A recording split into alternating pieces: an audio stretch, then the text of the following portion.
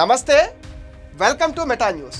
ఇక మ్యాటర్లోకి వస్తే మాజీ మంత్రి వైఎస్ వివేకానంద రెడ్డి హత్య కేసు దర్యాప్తు ఎప్పుడు పూర్తవుతుందో ఎవ్వరికీ తెలియటం లేదు.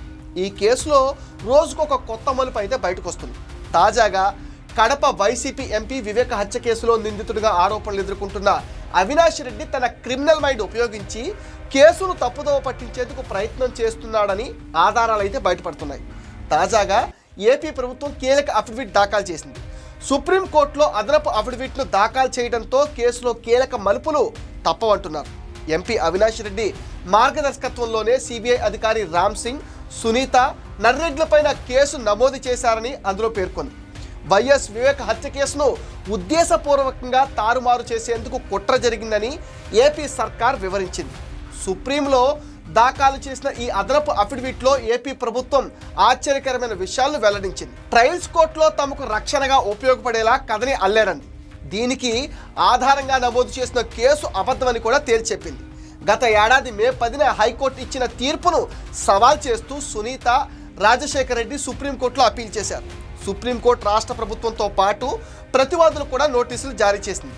ఈ కేసు దర్యాప్తులో చోటు చేసుకున్న పరిణామాలు, ఫిర్యాదు వెనుక ఉన్న దురుద్దేశాలను పేర్కొంటూ పులివెందుల డీఎస్పీ బుక్కే మురళి పులివెందుల కోర్టుకు నివేదిక సమర్పించారు. సిబిఐ అధికారి రామ్ సింగ్, సునీత, నర్రెడ్డి పైన వివేక పిఏ కృష్ణారెడ్డి దాఖలు చేసిన కేసులో అదనపు డాక్యుమెంట్లను సుప్రీంకోర్టులో ఏపీ ప్రభుత్వం దాఖలు చేసింది. ఏపీ ప్రభుత్వం దాఖలు చేసిన పిటిషన్లో ఆశ్చర్యకరమైన అంశాలు అయితే వెలుగులోకి వచ్చాయి. అసలు ఇలాంటి పనులు సాధ్యమేనా? అవినాష్ శుద్ధపోస అయితే ఇలాంటి వ్యవహారాలు చేయవచ్చా అనేది ఉత్కంఠ రేపుతుంది. వైఎస్ వివేక కూతురు సునీత, నర్రెడ్డి రాజశేఖర రెడ్డిలను కూడా కుట్రకోణంలో భాగం చేసేలా ఈ కేసులో ఇరికించాలని చూశారని పేర్కొంది. రామ్ సింగ్ పై కేసు పెట్టినప్పుడు ఉన్న ఇన్వెస్టిగేషన్ ఆఫీసర్ జి రాజు ప్రొఫెషనల్గా కేసును విచారించలేదని అఫిడవిట్లో తెలిపింది. తనను అవినాష్ రెడ్డి బెదిరించినట్లు ఇన్వెస్టిగేషన్ ఆఫీసర్ జి రాజు అంగీకరించినట్లుగా పిటిషన్లో ఏపీ ప్రభుత్వం చెప్పింది. Retired additional SP K Rajeshwar Reddy, ASI G రామకృష్ణారెడ్డిలే ప్రధాన పాత్రధారులని, వారిద్దరే ఈ కేసు మొత్తాన్ని నడిపించారని ప్రభుత్వం అఫిడవిట్లో తెలిపింది. సాక్షులు చాలామంది తాము అసలు స్టేట్మెంట్లు ఇవ్వలేదని విచారణలో చెప్పారని వెల్లడించింది. సిబిఐ ఎస్పీ రామ్ సింగ్ కృష్ణారెడ్డిని ఢిల్లీ సిబిఐ కార్యాలయానికి పిలిపించి చిత్రహింసలకు గురి చేశారనేందుకు ఆధారాలు లేవని ప్రభుత్వం తెలిపింది. ఎఫ్ఐఆర్ నమోదు చేయటం, సాక్షులను విచారించినట్లుగా దొంగ వాంగ్మూలాలు పుట్టించడం, ఛార్జిషీట్లు దాఖలు చేయటం, ఇలా ప్రతి ఒక్కటి retired additional SP K Rajeshwar Reddy, ASI G రామకృష్ణారెడ్డిలే చేశారని పిటిషన్లో తెలిపింది. సిబిఐని, వివేక కుటుంబ సభ్యులను భయపెట్టాలని అవినాష్ రెడ్డి పథకం పన్నారని తెలుస్తోంది. ఎంవి కృష్ణారెడ్డి చెప్పిన వాటిలో ఏ ఒక్కదానికి సరైన ఆధారాలు చూపలేకపోయారని, అసలు ఎంవి కృష్ణారెడ్డిని రామ్ సింగ్ ఎప్పుడూ విచారించలేదని చెప్పింది. తనను రామ్ సింగ్ హింసించి 3rd డిగ్రీ ఉపయోగించి వైఎస్ అవినాష్ రెడ్డి, ఆయన కుటుంబ సభ్యులకు వ్యతిరేకంగా స్టేట్మెంట్లు తీసుకున్నారని ఎంవి కృష్ణారెడ్డి చెప్పిన వాటిల్లో ఏ ఒక్కటి నిజం లేదని వెల్లడించింది. సాక్షులను విచారించకుండానే విచారించినట్లుగా ఛార్జ్షీట్లను తయారు చేశారని కూడా తెలిపింది. ఏఎస్ఐజి రామకృష్ణారెడ్డి నివాసంలోనే ఈ తతంగమంతా పూర్తి చేశారని, కేవలం 12 రోజుల్లోనే కట్టుకథలన్నీ అల్లి రామ్ సింగ్, సునీత, నర్రెడ్డి పైన కేసు నమోదు చేశారని పిటిషన్లో తెలిపింది.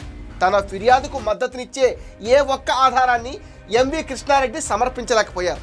ఇన్వెస్టిగేషన్ ఆఫీసర్ జి రాజు అసలు ఎక్కడికి వెళ్లకుండానే రిపోర్టు తయారు చేశారని, ఇదంతా ఇద్దరు పోలీస్ అధికారులు retired additional SP K Rajeshwar Reddy, G రామకృష్ణారెడ్డిలే చూసుకున్నారని ప్రభుత్వం వెల్లడించింది. కేసు డైరీలోని పత్రాలపై సంతకం చేయడానికి ఇన్వెస్టిగేషన్ ఆఫీసర్ బి రాజు నిరాకరించినప్పుడు ఆయనను ఏఎస్ఐ రామకృష్ణారెడ్డి, రిటైర్డ్ అదనపు ఎస్పీ రాజేశ్వర్ రెడ్డిలు అప్పటి ఎంపీ వైఎస్ అవినాష్ రెడ్డి ఇంటికి తీసుకువెళ్లారని, అక్కడ అవినాష్ రెడ్డి తమ సూచనలు పాటించకపోతే తీవ్ర పరిణామాలు ఉంటాయని ఐఓజీ రాజును బెదిరించినట్లుగా పేర్కొంది. రిటైర్డ్ పోలీస్ అధికారులతో కొమ్మక్కై అవినాష్ రెడ్డి, ఆయనను, ఆయన సహచరులను వివేక హత్య కేసు నుంచి బయటపడేసేందుకు పన్నిన కుట్రని స్పష్టంగా అర్థమవుతుందని అదనపు అఫిడవిట్లో ఏపీ ప్రభుత్వం పేర్కొంది. ఎఫ్ఐఆర్ ఇండెక్స్లో ఈ కేసు డీటెయిల్స్ను నమోదు చేయకూడదని కూడా retired additional SP K Rajeshwar Reddy, ASI G రామకృష్ణారెడ్డిలు బెదిరించినట్లు జి రాజు అంగీకరించారు. వివేక పిఏ వెంకట కృష్ణారెడ్డిని రామ్ సింగ్ విచారించలేదనడానికి సీసీటీవీ ఫుటేజ్తో పాటు పలు సాక్ష్యాలను ఏపీ ప్రభుత్వం బయటపెట్టింది. వెంకటకృష్ణారెడ్డి చెప్పినవన్నీ కట్టుకదలేనని కొత్త ఇన్వెస్టిగేషన్ అధికారి బి మురళి స్పష్టం చేశారు. తాజా అఫిడవిట్తో అవినాష్ రెడ్డి అసలు స్వరూపం బయటపడింది. ఈ కేసులో నిందితుడు సునీల్ యాదవ్ అప్రూవర్గా మారే అవకాశాలు కూడా ఉన్నాయి. మొత్తం మీద అవినాష్ రెడ్డి చేసిన కుట్ర బయటపడుతుండడంతో త్వరలో ఈ కేసు దర్యాప్తు ముగింపు దశకు చేరుతుందని అర్థమవుతుంది. ఇది మెటా న్యూస్ అప్డేట్. ఈ వీడియో పైన మీ విలువైన ఒపీనియన్ని కామెంట్ సెక్షన్లో పోస్ట్ చేయండి. మీరు ఇచ్చే కామెంట్స్తోనే మరిన్ని ఇంట్రెస్టింగ్ వీడియోస్ మీకు అందిస్తామని. మీరేం చేయాలో మీకు తెలుసుగా. ఈ వీడియోస్ని లైక్ చేయండి, షేర్ చేయండి, మెటా న్యూస్ని సపోర్ట్ చేయండి, సబ్స్క్రైబ్ చేయండి.